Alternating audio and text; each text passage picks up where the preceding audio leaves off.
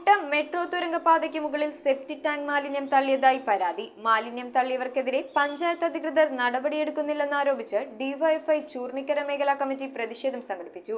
Metro തുരങ്കപാതയിലേക്ക് septic tank മാലിന്യം ഒഴുകുന്നതും ജനങ്ങൾക്കുണ്ടാകുന്ന ബുദ്ധിമുട്ടും health ഇൻസ്പെക്ടറെ നേരിൽ കണ്ട് പ്രതിഷേധക്കാർ ബോധിപ്പിച്ചു. മുട്ടം മെട്രോ തുരങ്കപാതയ്ക്ക് മുകളിൽ സെപ്റ്റിക് ടാങ്ക് മാലിന്യം തള്ളിയവർക്കെതിരെ പഞ്ചായത്ത് അധികൃതർ നടപടിയെടുക്കുന്നില്ലെന്നാരോപിച്ചാണ് ഡിവൈഎഫ്ഐ ചൂർണിക്കര മേഖലാ കമ്മിറ്റി പ്രതിഷേധം സംഘടിപ്പിച്ചത്. സെപ്റ്റിക് ടാങ്ക് മാലിന്യം തള്ളിയിരിക്കുന്ന ഭാഗത്തു നിന്നും മെട്രോ തുരങ്കപാതയിലേക്ക് ഒഴുകുന്നതും ജനങ്ങൾക്കുണ്ടാകുന്ന ബുദ്ധിമുട്ടും പ്രതിഷേധക്കാർ ഹെൽത്ത് ഇൻസ്പെക്ടറെ നേരിൽ കണ്ട് ബോധിപ്പിച്ചു. തുടർന്ന് ഡിവൈഎഫ്ഐ പ്രവർത്തകരുടെ നേതൃത്വത്തിൽ സംഭവ സ്ഥലത്ത് ശുചീകരണ പ്രവർത്തനവും നടത്തി. സെപ്റ്റിക് ടാങ്ക് മാലിന്യം അടിച്ചതിന്റെ മുകളിൽ പഞ്ചായത്ത് ഇന്ന് നടപടിയെടുത്ത് അവിടെ ഒരു മണ്ണ് അടിക്കുന്നതിന് വേണ്ടിയിട്ടുള്ള നടപടി ഉണ്ടായിട്ടുണ്ട്.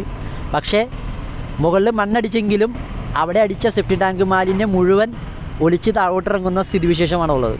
അപ്പോൾ കുറ്റക്കാരെ കണ്ടുപിടിക്കാനോ കുറ്റക്കാർക്കെതിരെ നടപടിയെടുക്കാനോ ഉള്ള യാതൊരുവിധ നടപടിയും ചൂർണിക്കര പഞ്ചായത്തിൻ്റെ ഭാഗത്തു നിന്ന് ഇതുവരെ ഉണ്ടായിട്ടില്ല. ഇതിലൂടെ നടന്ന് പോകുന്ന ആളുകൾ വരെ ഉണ്ട്. അവരെല്ലാം ഈ വെള്ളത്തിൽ ചവിട്ടിയിട്ടാണ് ഇപ്പോൾ വീടുകളിലേക്ക് പോകുന്നത്. ഇതിനെതിരെ ശക്തമായ നടപടി ചൂർണിക്കര ഗ്രാമപഞ്ചായത്ത് സ്വീകരിച്ചില്ല എന്നുണ്ടെങ്കിൽ ജനങ്ങൾ ഇത് ശക്തമായ പ്രതിഷേധ പരിപാടികളിലേക്ക് പോകുമെന്ന് സൂചിപ്പിക്കാനുള്ളൂ. News bureau, Aluva.